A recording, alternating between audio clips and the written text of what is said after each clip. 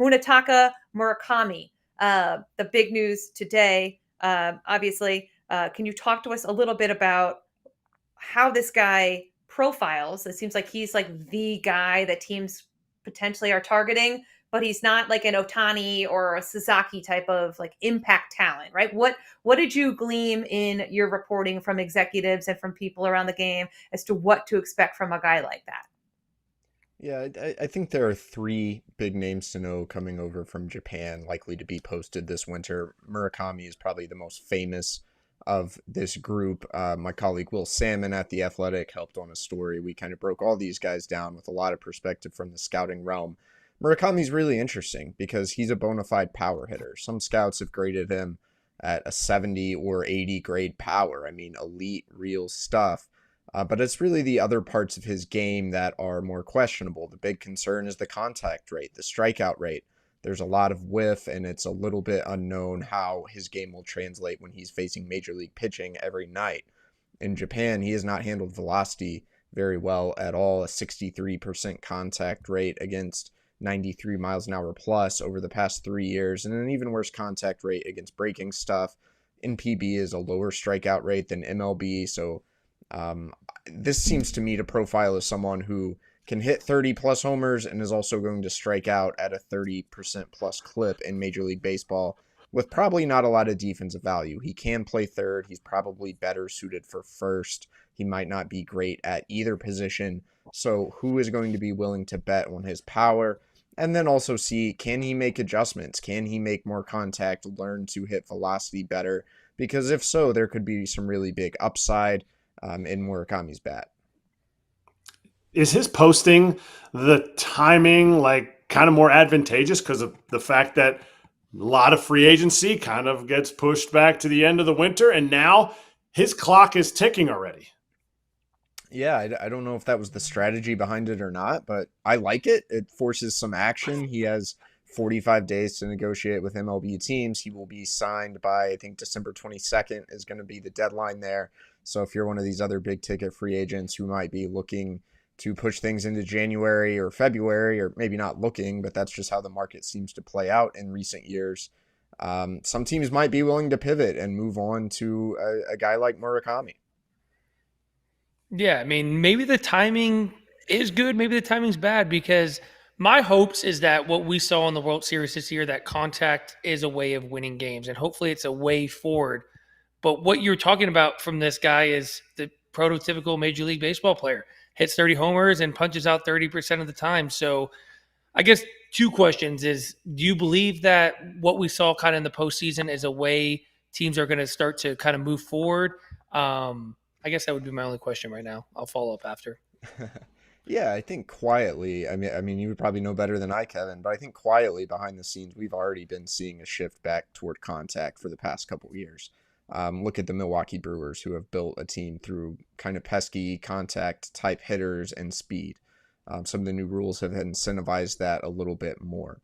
I think teams are realizing that that contact matters. That's not to say power doesn't. That's not to say launch angle is going to go away. That's not to say slug and pulling the ball in the air is going away. But some of these boom or bust type players, maybe like Murakami, aren't going to be attractive to everyone. They haven't been in the last couple off seasons, and they might not be going forward. I do think you're right that there's going to continue to be even more of a premium on guys who can hit the ball, put the ball in play. In the playoffs, where it's an unpredictable environment, contact matters. Power matters as well, though. So there's certainly still a blend, and maybe that overcorrection towards power is coming back to earth a little bit.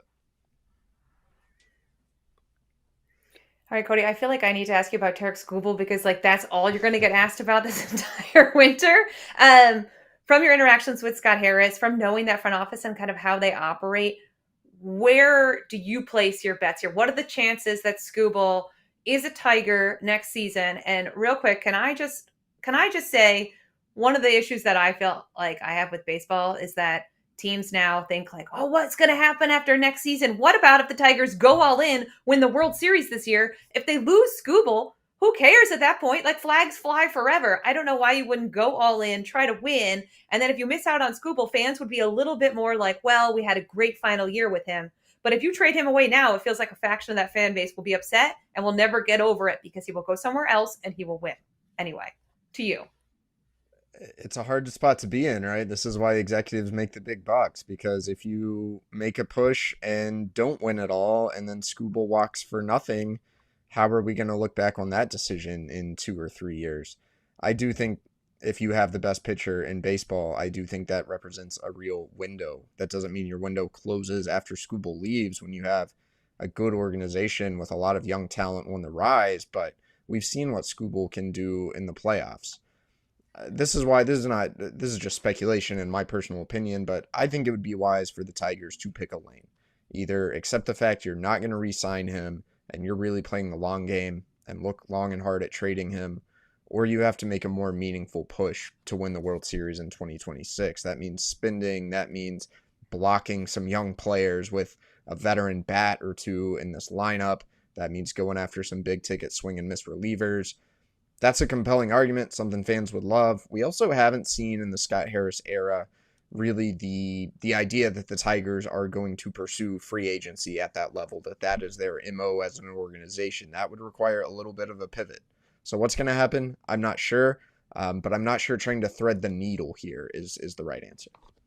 Hey, but guess what? If they do keep him, as me and Britt and Kratzy were discussing, you'll get a qualifying offer. So you're not missing out entirely, and that's very valuable. Well, and the Tigers do love their draft picks. I'm probably a little more skeptical personally. Like, a draft pick's not nothing. You're right.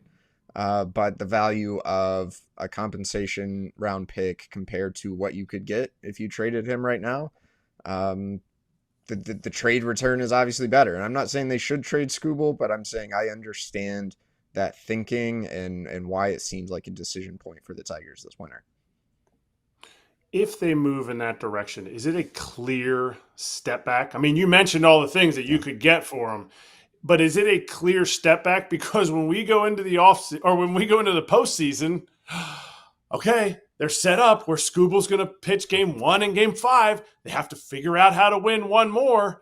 Now you don't have that. Is that a clear step back, which would then indicate, hey, you know what? We're also going to get rid of this guy. We're also going to go down the line and get rid of these other guys. Well, I think you're right, Kratzy, in that if you move Tarik Skubal, it's hard to see the Tigers being better in 2026 than they were in 2025, regardless of what else you do. It just is. Now, I don't think that means they would rebuild or move other pieces because they move Skubal. Like, the Tigers have this young core. They have more young guys on the rise. They've pretty clearly incentivized a core of homegrown hitters. So I don't think it would represent a step backward for like the entire organization and its trajectory necessarily. But I do think, do you feel better or worse about your chances of winning 90 games without Tarik Skubal? It would take quite a haul of major league ready players to feel any better about that in 2026. All right. Best case scenario. You signed free agent Gleyber Torres. Now you offer him a qualifying offer. What is the best case scenario out of this qualifying offer? That he comes back, hits $280 for the team on a essentially $22 million deal for 1 year, or that he takes the qualifying offer and says, no, thank you, I'm going to go to free agency, and they get a draft pick? Yeah, another great question. If you guys don't follow the Tigers every day, I hope you can see why they're in an interesting spot because they have some tough calls. I think because they extended Gleyber Torres the qualifying offer, I think that's a sign they wouldn't mind having him back. We talk about contact. We talk about good at bats. That's something the Tigers need a lot more of, and that's something Gleyber Torres did probably better than any other hitter in their lineup. He slumped in the second half. He was playing through a hernia. So if you get him back on a 1-year deal, I'm not sure you feel terrible about that at all. You might feel kind of good about it. The question is, what does it mean for the rest of your infield and the rest of your offseason? Because when you have Colt Keith and Zach McKinstry who can play third, when you have Kevin McGonigal knocking loudly on the door and he can play second or third, could you bring back Gleyber Torres and still go after a Bregman or a Bo Bichette or whoever else you want to name? Or is it kind of Gleyber Torres and then you're going with the young players you have? I think that's a real question because I think one thing the playoffs revealed is that the Tigers, if they're serious about winning a World Series, they have to find a way to reshape this lineup beyond just running it back with the group they had. And that's tough when you have ascending young hitters. Maybe they could upgrade at shortstop. Maybe they could upgrade at center field. These are things to certainly keep an eye on. You like the profile Gleyber Torres brings you, though. So if he accepts this qualifying offer and comes back 1 year and then you can move on, I'm not sure that's a bad thing at all. They can go after all those guys. You know that, Cody. You're just asking the questions.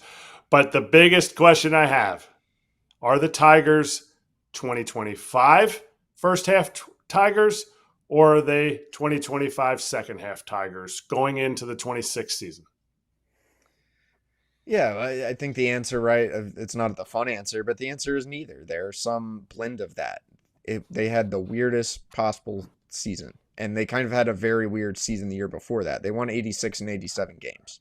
I think they're an 86, 87 win team. It'd just be nice if they could find a more normal, smooth way to get there. I think the projections are going to come out, and unless they do something groundbreaking this offseason, they're going to be picked 82, 83, 84 wins. And they think with AJ Hinch managing this team and some young guys who can get better, and maybe some unheralded pitching, they can win 87, 88, 89 games. I think that's clearly kind of the team they are. If you look at the talent they have, that seems to match up in my view.